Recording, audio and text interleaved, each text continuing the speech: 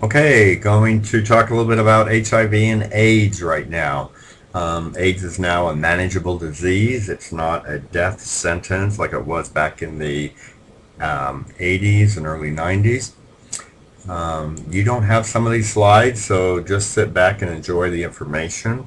I'm not going to be tested on it. So in 2012, there were 1.6 million AIDS-related deaths in the world. In 2005, there were 2.3 million. So from 1.6 million in '05, it was 2.3. Currently, there are 35.5 million people living with HIV in the world. That's in 2011. Most of those are sub-Sahara Africa. So in the United States, 1 to 1.2 million people are HIV positive. 230,000 people don't even know they're HIV positive, and 50,000 become infected HIV each year. Usually that's brought on by risky behavior, risk factors that we'll talk about. So the majority of new cases in the U.S., 44%, become from African American subgroup, and African Americans also account for 44% of all infected cases in the United States. That's a really large population for one racial group. So in other countries like sub-Sahara Africa, there's a lot of misconception about HIV and AIDS, and this is a billboard that's in Zambia, country in South Africa. Zambia, basically cultural misinformation. This billboard says sex with me doesn't cure AIDS. There's a common misconception out there that if you have HIV, if you have sex with a virgin, you will be cured of HIV. Really poor education, and so consequently, most of the people that contract HIV in some of these countries, like South African countries, are through sex workers, very common. And so they just have a misbelief that if I have sex with a virgin, I will be cured. Consequently, now you've committed a sexual crime on a minor. They might have HIV or an STD. So Idaho, population of Idaho, basically 1.3 million in 2000, 1.6 million in 2012. As of August 2014, 764 cases in Idaho is living with HIV, roughly around 773 cases living with AIDS. There are two different diagnostic criteria between HIV and AIDS. It's not the same thing. So in HIV and AIDS in Idaho, 84% are male, 16% are female. By risky behavior, or in Idaho, 49% of all HIV infected, the biggest group, men having sex with men, they call that MSM in the literature. 10% are IV drug users, 12% MSM and IV drug users, and 11% heterosexual sex. Here is a great picture of the HIV virus. So, HIV virus, you have probably heard some of these things about medication. So here we have the protease, here we have the reverse transcriptase. The HIV virus is an RNA virus. You have these outer envelopes. This is basically what it consists of when they discover and market new medications. They are basically trying to stop these phases or these pieces of the HIV virus.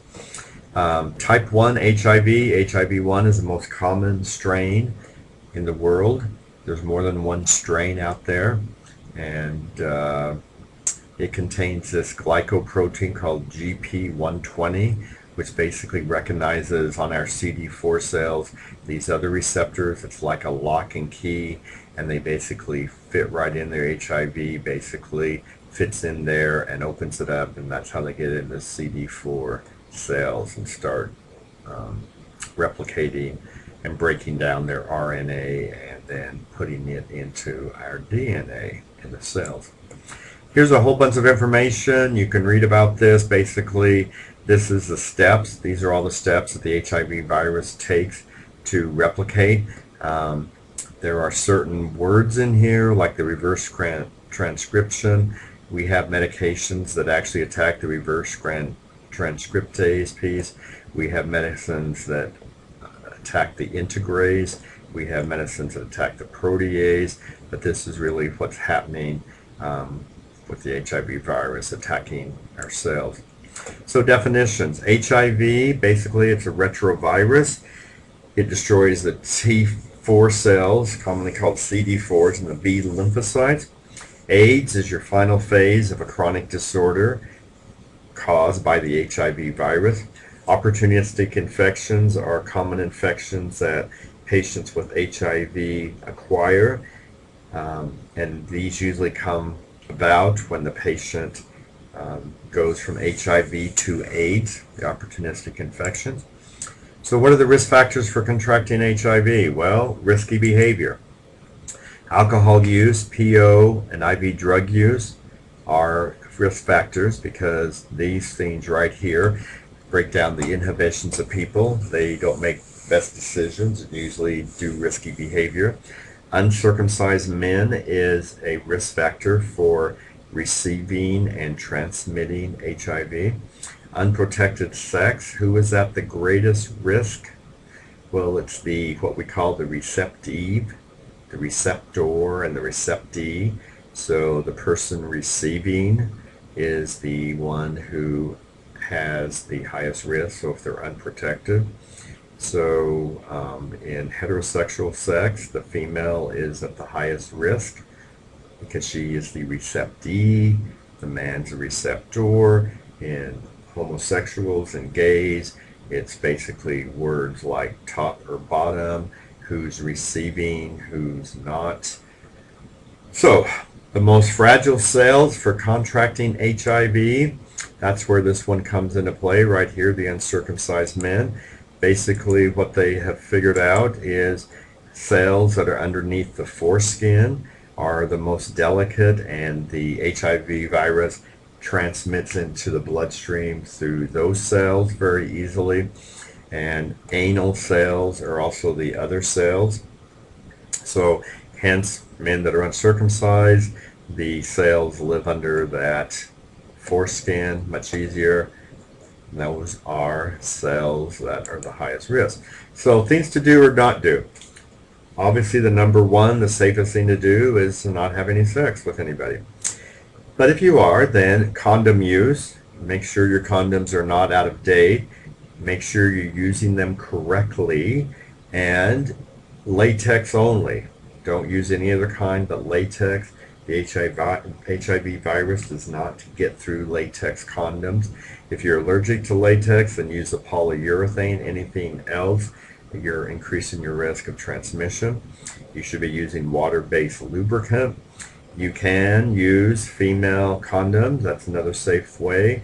Or get a latex dental dam. It's safer, and you can use that if you're engaging in less risky behavior like oral sex. Don't trade needles. Obviously, dirty needles transmit it. You should know your partner's name. And if you are sleeping with somebody who already has it, you're sleeping with everybody else they've had sex with, because that's how it's transmitted from one to another. Also, don't share sex toys and equipment unless you have an autoclave or you're cleaning very carefully. So, health promotion. Birth control pills will not protect against transmission. Neither will Viagra or Cialis, any other form of contraception except condoms. On the commercials, when you hear them talk about Viagra and Cialis, they talk really fast, but you'll hear them say, this drug does not prevent transmission of STDs, such as the HIV virus. They do not. So, patient walks into the clinic for an HIV test. There's two kinds of testing out there. One is called confidential testing, and one is anonymous testing. Confidential testing is basically your name and other identifying information is taken down. It's reported. This is a reportable disease, and they have your information. Anonymous testing is there's nothing that ties you to your test results, so it's more anonymous. You don't have that information. If you had anonymous testing, then basically you could say my name is, Donald Duck, and then they give you a number and they say, okay, Donald, call this number and give them the number over the phone, and you've got something and they tell you what your test results are. So testing for HIV, the ELISA test, ELISA, you sometimes hear it referred to, or the EIA, that is a test that is going to test antibodies in a body, in your body. So antibodies do not become detected from 6 weeks to 18 months after being exposed to HIV. So let's say somebody goes out, they go to the bar, they get drunk, they pick somebody up, they go home, they have sex with them, they didn't use protection, they freak out, the next day they say, I've got to go to the health clinic and get tested. Oh my gosh, well, they go have the test done. Look what happens. You're not going to have any antibodies until 6 weeks to 18 months. So it will come back negative, but that doesn't mean they're negative. So they're going to tell them to come back in 3 months and then possibly a year or 9 months, whatever, to have repeat tests because they may not show any antibodies. Also, one test does not mean you're HIV positive. So if you go someplace where they're doing quick saliva or blood tests, one of those is called the Aura Quick test. You can have a test in 20 minutes. They're 95 to 98% accurate, but that's just one test. All tests, basically, you can have false positives. So the gold standard for test is the Western blot. That's the gold standard.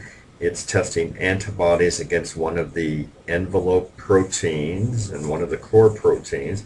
So they're really getting down and testing the HIV virus.